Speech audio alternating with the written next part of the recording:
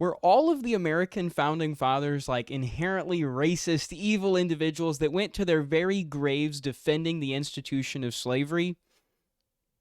No. Now, there are some people out there who would want you to believe that every single founding father was an evil, slave-owning piece of trash, but those people are what we call stupid. Now, I know the undisputable reality is that we did have founding fathers like, for example, Thomas Jefferson, who were outspokenly against slavery, but at the same time massive hypocrites, Jefferson owning an estimated 600 slaves. There were undeniably, undisputably founding fathers who were massive hypocrites, but not all of our founding fathers were hypocrites.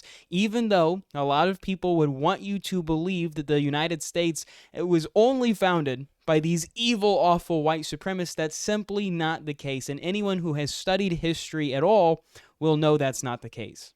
Now, to highlight my point, I want to read you a specific and well-documented quote from founding father George Mason, who famously said, "The augmentation of slaves weakens the states, and such a trade is diabolical in itself and disgraceful to mankind." And you see, Mason was not alone in this abolitionist belief. He was joined by Benjamin Rush, Benjamin Franklin, John Jay, John Adams, Thomas Paine, Roger Sherman, Gouverneur Morris, Alexander Hamilton, and more. See, the actual purpose of the Constitutional Convention being convened wasn't even to create a new system of government. It was to fix the flawed Articles of Confederation. And the southern states would have never in a million years agreed to ratify a constitution, create this entirely new system of government, if in doing so it abolished slavery. That's because a handful of states could have withheld and thrown a wrench in the entire system. If just a couple states would have said no at the Constitutional Convention, then there would have never even been a United States Constitution to start with. So as much as hindsight is 20/20, and we would all love to go back in time and convince the founding fathers to do away with the evil institution of slavery right then and there, that was not the primary concern of the Constitutional Convention. The primary concern was fixing the flawed Articles of Confederation, because if they didn't, the young nation was surely going to die. They had to fix the Articles first. They had to ratify a new Constitution, create a better system of government, and then down the road, we would later see that that same Constitution, the same Constitution ratified by our founding fathers at the Constitutional Convention, was later used as one of the foundational building blocks of the argument against the institution of slavery. They laid the foundation. Unfortunately, they didn't complete the building. They didn't do it all in one fell swoop, although we wish they would have. They didn't do it all in one fell swoop, but they certainly laid the foundation. And by the way, that same foundation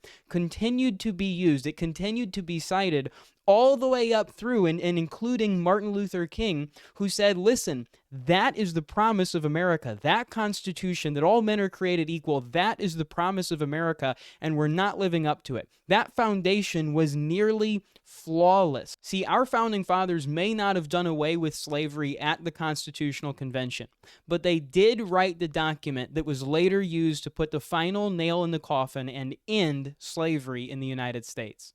Now, an important question that you should be asking yourself at this point in time is, why didn't the public school tell me this? Why have I not been privy to this information? Why did I not know about the laundry list of founding fathers who were outspokenly against slavery? People who literally founded, like Benjamin Franklin, founded the Pennsylvania Abolitionist Society, yet you hear nothing about that. Why is that? Because there are people out there who want to who want to fan the flames of racial division in this country, and they think, for whatever reason, they think that if they can convince our country that our founding fathers were evil, horrible, awful human beings, then anything that they wrote must also be evil, awful, and horrible. They think if they can convince you that all of our founding fathers were these evil, terrible human beings, and we should throw out whatever they had to say, well, if that's the case, then we have to throw out the Constitution. They want to undermine our rights by undermining the people who wrote our Constitution. Anyways, that's just my theory and a little nugget of history regarding some of the founding fathers and some certain aspects of our history that you may not have known before today. Folks, if you liked the video, be sure to subscribe, check out my other content, leave a comment, hit the thumbs up, and click the little notification icon, if you will. Until next time, keep me in your prayers, keep your country in your prayers. God bless.